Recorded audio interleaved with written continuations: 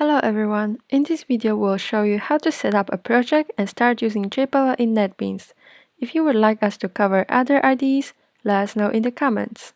Just before we dive into the tutorial, we have a free trial version of JPedal which you can download from our website. Check out the description box below for the link.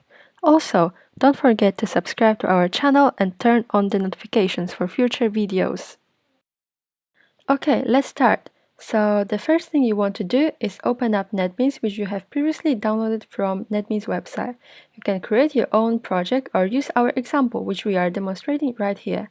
This example can be found on our GitHub, which I have linked in the description box.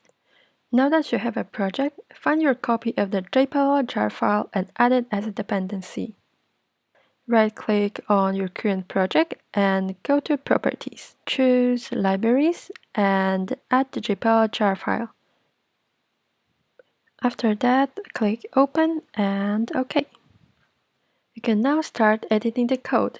A good starting point is to uncomment the use case you want, for example, the PDF Viewer, then click Run File and Done. To those who have never heard of JPedal, it is a great Java PDF library that allows developers to view, print, rasterize, and extract content from PDF files in their own Java applications.